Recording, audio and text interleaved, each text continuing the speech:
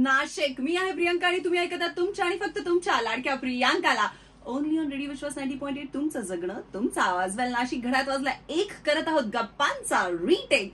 Hit आणि classic गाण्यांच्या collection सोबत मी प्रियंका पुन्हा एकदा घेऊन आली लेडीज कट्टा.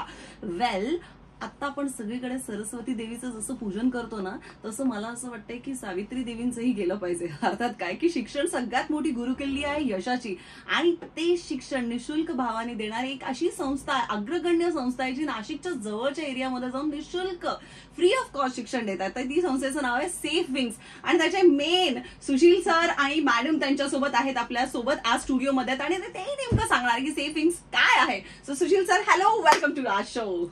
Thank you Priyanka ma'am. सुरुवात सेफ विंग्सचं जे इंट्रोडक्शन आहे तिथून आपण करूया. तर तुम्ही जसं म्हटलात की सेफ विंग्सचे मेन, तर सेफ विंग्सचं सगळ्यात महत्त्वाचं तत्व जे आपण म्हणू, तर ह्या संस्थेमध्ये मेन असं कोणी नाहीये. जितके काही मेंबर्स वगैरे असतील, सदस्य असतील, हे सगळे समान आहेत. हे सगळ्यात महत्त्वाचं तत्व आम्ही आमच्या NGO मध्ये पाळतो. त्यामुळे सगळे सदस्य आम्ही फक्त रिप्रेझेंटेटिव्ह म्हणून तर आहोत. तर सेफ विंग्स ही एक शैक्षणिक चळवळ आहे, ज्यामध्ये आपण जे शहरामधले जे वस्ती, झोपडपट्टी किंवा आपण त्याला जो मागासलेला एरिया आहे शहरामधला, त्या एरियामधले अशी लोक जे त्यांच्या पाल्यांना, विद्यार्थ्यांना शिक्षण देऊ शकत नाही, कारण त्यांचं 2 वेळेची जेवणाची भ्रांत असते. तर अशा आपल्या तबक्याला एक प्रतिष्ठापूर्ण शिक्षण मिळावं, दर्जाचं शिक्षण मिळावं, त्यांना चांगल्या शाळेमध्ये ऍडमिशन करून देऊन आणि त्यांनी आपल्या आयुष्यामध्ये चांगली प्रगती करावी आणि मेन स्ट्रीम सोसायटीमध्ये इन्क्लूड व्हावं, ही आपली संस्था यासाठी काम करते. So that is called safe wings. Yes, safe wings. सुरक्षित पंख.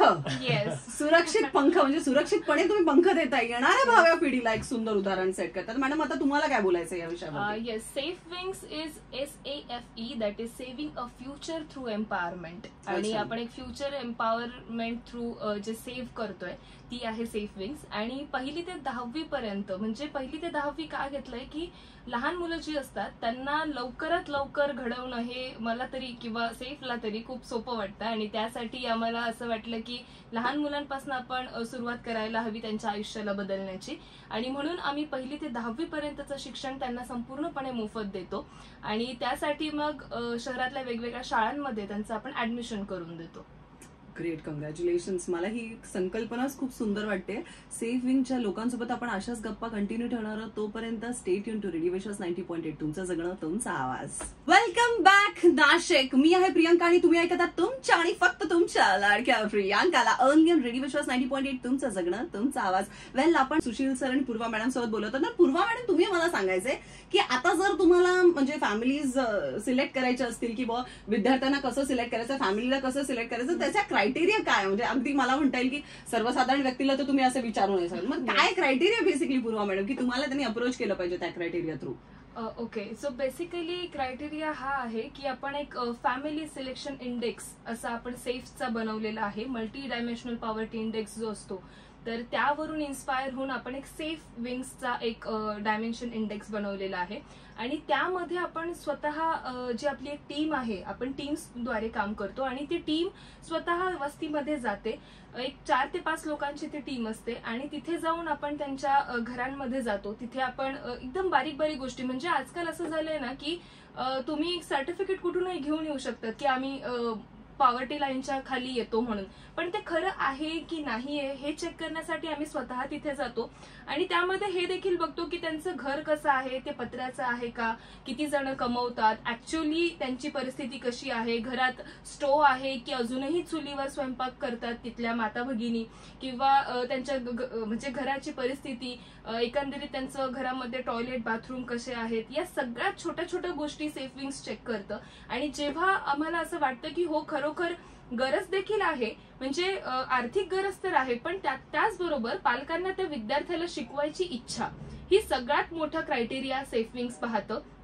कारण पालकांना जोपर्यंत इच्छा नसणार त्या विद्यार्थ्याला शिकवण्याची, त्यानंतर मग पुढे शाळा गळतीसारख्या बऱ्याच गोष्टी घडतात. त्यामुळे या सगळ्या गोष्टी बघून आपण सेफ विंग्स ठरवतो की या फॅमिलीला आपण एज्युकेशनली अडॉप्ट करायचं आहे की नाही करायचं.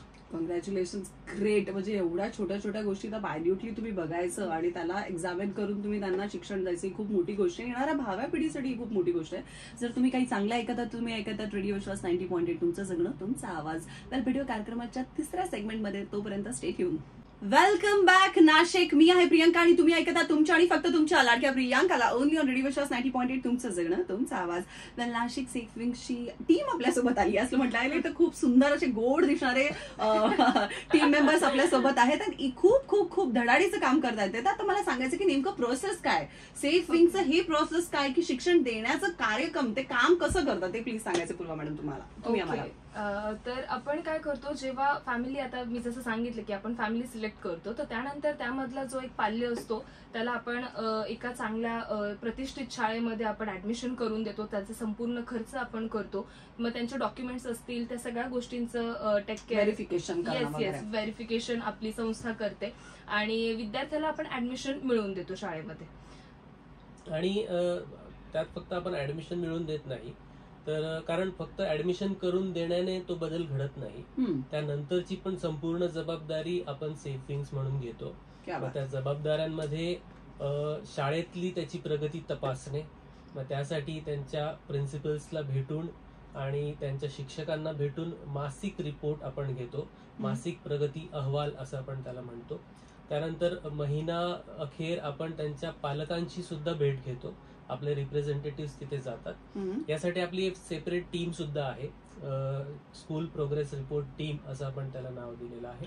आणि त्यांची ही जबाबदारी आहे की विद्यार्थ्याचा जो मासिक अहवाल आहे, मासिक प्रगती अहवाल, तो आपल्या पूर्ण टीमला देणे आणि आपले जे कॉन्ट्रीब्युटर्स आहेत, व्हॉलंटियर्स आहेत, जे आपल्याला 50, 100, 500, 1000 असं वेगवेगळ्या प्रकारे कॉन्ट्रीब्युट करतात, त्यांना आपण महिना टू महिना आपले जे व्हॉट्सअप ग्रुप्स आहेत त्यावरती तो प्रगती अहवाल सुद्धा पाठवतो. यासोबतच विद्यार्थ्याचा आठवड्यामध्ये तो किती दिवस शाळेत गेला आहे याचा सुद्धा अहवाल आपण आठवड्याभरानंतर सगळ्या मेंबर्सला आणि आपल्या ग्रुप्सवरती शेअर करत असतो. म्हणजे पूर्णपणे ट्रान्सपरन्सी राहते तुमच्या ह्याच्यामध्ये, किंवा तुम्ही जे दिलेलं आहे त्याच्याविषयी तुम्हाला काय मिळतं, त्या विद्यार्थ्याला काय मिळतं, हे पर्सनली सॅटिस्फाईड होतो तो व्यक्ती जो पैसे देतो, जो कॉन्ट्रीब्युट करतो. आणि यामध्ये मॅम एक ऍड करायचं मला की यामध्ये की जे कॉन्ट्रीब्युशन लोक देतात, तर त्या कॉन्ट्रीब्युशनचा पण एक लिस्ट असते जी महिन्याच्या अखेरी आपण ग्रुप्सवरती टाकतो, की जेणेकरून ज्या लोकांनी आपल्याला कॉन्ट्रीब्युशन दिलेलं आहे त्यांना हा विश्वास पटावा की आपली जी अमाऊंट आपण दिलेली आहे ही त्या योग्य कामासाठीच वापरली जाते, कारण हा सगळ्यात मोठा प्रॉब्लेम असतो.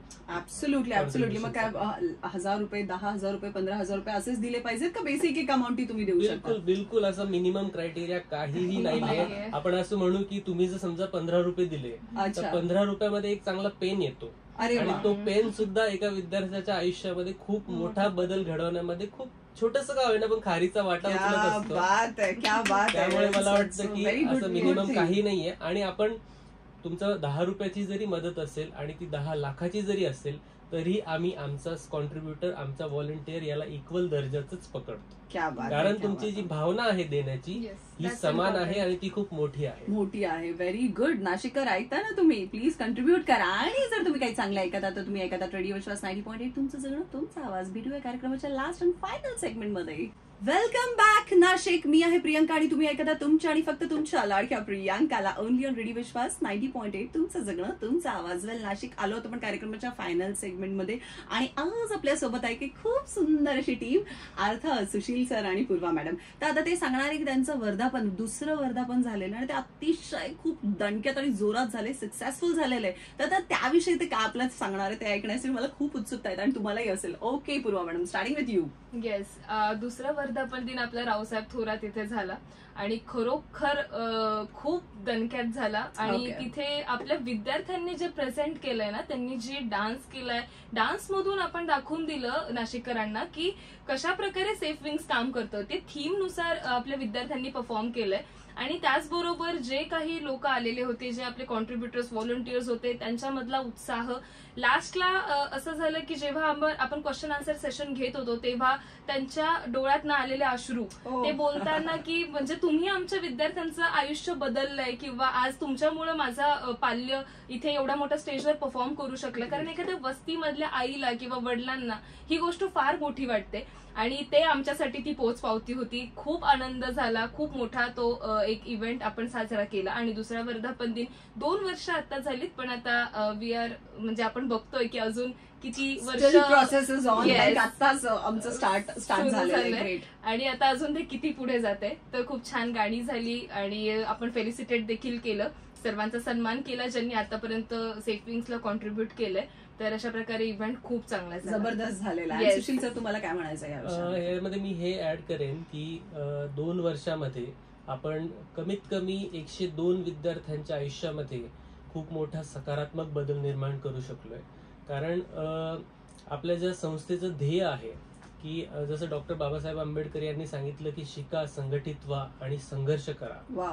तर यातलं जे महत्वाचं तत्व शिका याला आपण धरून चालत आहोत. आणि इतरही जे मानव आहेत या सर्वांना आपण त्यांच्या विचारांना पुढे ठेवून आपण शिक्षण देण्याचं कार्य आपण करत आहोत. आणि भविष्यामध्ये आपल्या ज्या नाशिकमधल्या वस्ती आहेत त्यांच्यामध्ये एक चांगलं मॉडेल डेव्हलप करावं, जेणेकरून त्यांचे जे प्रॉब्लेम्स आहेत शिक्षणाशी रिलेटेड असो किंवा इतरही काही, तर त्यांचं एक असं मॉडेल ज्यामध्ये सगळ्या प्रश्नांची उत्तरं असतील. आणि ते मॉडेल आज नाशिक शहराला, उद्या आपल्या महाराष्ट्र राज्याला आणि उद्या परत भविष्यामध्ये आपल्या पूर्ण भारत देशासाठी एक सोल्युशन असेल, जेणेकरून जे प्रॉब्लेम्स आहेत आपल्या वस्त्यांचे, आपल्या स्लम्स मधले, कारण भारतामध्ये जवळजवळ 12 ते 13% पॉप्युलेशन फक्त आणि फक्त स्लम्स मध्ये राहते. तर हा खूप मोठा तबका आहे आणि यासाठी जर आपल्याला सोल्युशन द्यायचं आहे तर मला वाटतं सेफ विंग्स हा आम्ही एक उपक्रम त्यासाठी राबवला आहे आणि आपल्या सर्वांची साथ त्यामध्ये आम्हाला अपेक्षित आहे. वाव, खूप सुंदर. नाशिककर, तुम्ही ऐकत आहात की किती सुंदर यांची कल्पना आहे की शिक्षण ही एक अशी ताकदीची क्रांती आणू शकते. इन शॉर्ट, हे खूप सुंदर थॉट आहे आणि आमच्या रेडी विश्वासच्या टीमकडनं तुम्हा दोघांना खूप खूप शुभेच्छा. एवढं सुंदर उपक्रम तुम्ही राबवताय. And last but not the least, मला हे विचारायचं की ऍक्च्युली ही कॉन्सेप्ट पहिली कोणाच्या डोक्यात आली? Please please please be very honest about it. हा एकदमच बॉम्बस्फोट वाला प्रश्न आहे, पण ही कॉन्सेप्ट आली कोणाच्या डोक्यामध्ये दोघांपैकी, किंवा कोण आहे याचं ऍक्च्युली बर्थ कुणी दिला याला? यामध्ये आम्ही जे आहोत सगळे हे आम्ही एका अकॅडमीचे विद्यार्थी आहोत. आम्ही सर्व युथ आहोत, विद्यार्थी आहोत जे स्पर्धा परीक्षांचा अभ्यास करतात. आणि त्यातनं जेव्हा आपण या सगळ्या गोष्टींचा अभ्यास करत असतो, सामाजिक परिस्थितीचा अभ्यास करत असतो, तेव्हा त्यासाठी काहीतरी करावं ही इच्छा निर्माण होते. आणि या सगळ्यांचं मी तर म्हणेल की असं एकाला क्रेडिट आम्ही नाही देऊ शकत या सगळ्याचं, कारण जे आमचं बॅकग्राऊंड आहे ते सगळ्यांचं सेम आहे आणि त्यातून हा विचार निर्माण झालेला आहे. आणि त्यानंतर चर्चेतून जसं म्हणतो ना आपण की 4-5 मित्र बसलेले असतात आणि त्यांनी कॉन्क्रीट कन्क्लुजन काढलं की आपण असं काहीतरी केलं पाहिजे. Very good, very good. Best of luck तुम्हाला दोघांना.